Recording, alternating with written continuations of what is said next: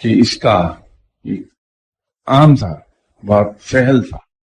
Yard stick ہے. اگر انسان کا دل رب سے راضی ہو جائے، اگر مجھے یہ پتہ لگے کہ میرا دل اپنے رب سے راضی ہے، تو سمجھ لیجئے کہ رب بھی آپ سے راضی ہے. اور انسان کا دل رب سے راضی کب ہوتا ہے؟ بہت آسان کام ہے، اس پر نہ کوئی محنت لگتی ہے، نہ کچھ خرچ آتا ہے، بہت سادہ سی بات ہے. اگر میں یہ چاہوں کہ میرا رب مجھ سے راضی ہو جائے اور میں اپنے رب سے راضی ہو جاؤں، تو بجائے لمبی چوڑی مشقتوں، ریاضتوں، مجاہدوں میں پڑھنے کے، ایک معمولی سا کام مجھے کر لینا چاہیے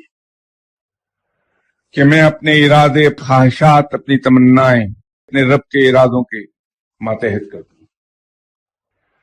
اور تو اور میں اپنی سوچیں بھی اپنے رب کے ارادوں کے ماتحت کر دوں. نہایت آسان نسخہ ہے.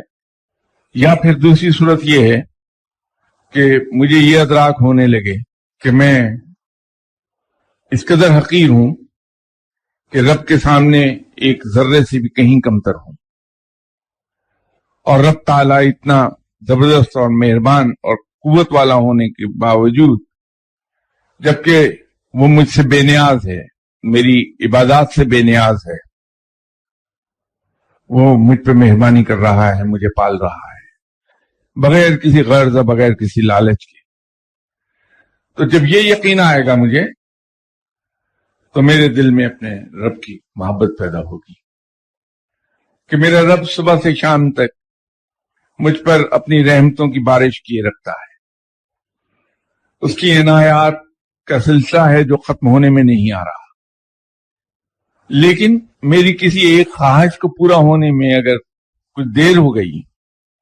میں اسے یاد رکھوں گا اور جگہ جگہ جا کر میں لوگوں سے کہوں گا کہ میرے لیے دعا کرو، میری خواہش پوری ہو جائے اتنے سے.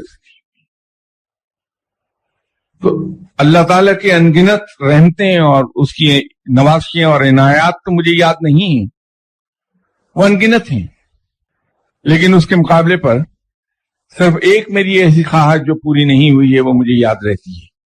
اور اس کے لیے میں تڑپتا ہوں. دل کی پوجا ظاہری پوجا سے کہیں زیادہ افضل ہے، کیونکہ جب میں نے اپنے رب کی دل میں پوجا شروع کی، اور جب میں اپنا فرض ادا کرنے کے لیے میں نماز میں جاؤں گا، فرض نماز پڑھنے لگوں گا، تو چونکہ میں دل میں اپنے رب کی پوجا کر رہا ہوں، تو وہ نماز پھر نماز ہوگی، صحیح معنوں میں نماز ہو جائے گی، کہ وہاں مجھے اپنا رب اپنے سامنے دکھائی دے گا. میرا رب یہ سامنے موجود ہے میرے.